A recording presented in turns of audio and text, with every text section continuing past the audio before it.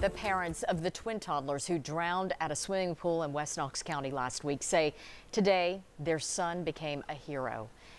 Elijah Orjuela donated his organs to save the lives of others. His parents say their two kids were soulmates and never apart, now even in death. 10 News reporter Mark Salinger is learning more about the complaints the state received about that home daycare leading up to the drownings. Mark?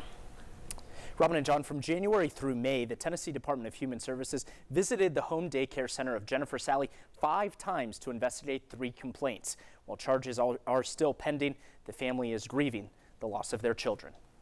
They were soulmates and never apart, wrote the mother of the toddlers in a statement Tuesday. Even in death, they were together.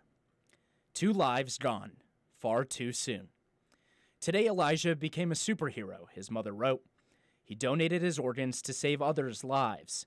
He and his sister were almost 2 years old when they drowned Friday in the swimming pool of Jennifer Sally's home daycare center. There's certain safety precautions that you got to take if you have a pool with children around. As the Knox County Sheriff's Office continues to investigate the drowning, Knoxville attorney Sidney Gilreath says he wouldn't be surprised if charges were filed against Sally. Was it foreseeable that these children would wander into the pool?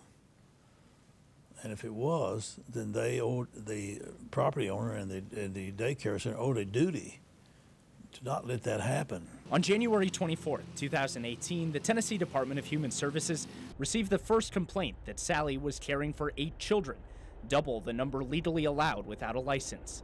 Sally sent a letter to families telling them she had to drop some children from her business. The letter states Sally has not seen her own kids for 168 days and alleges that her family reported her to DHS because they were out to destroy her. On March 28th, DHS received a second complaint that the daycare was operating unlicensed.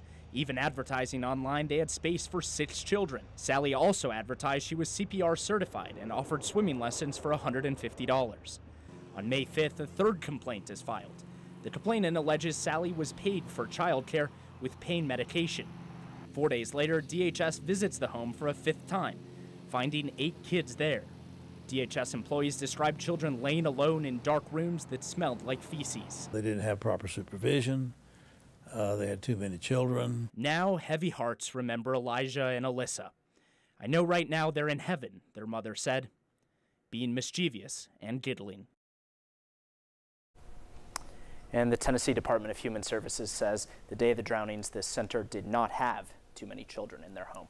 Robin and John. Mark, thank you.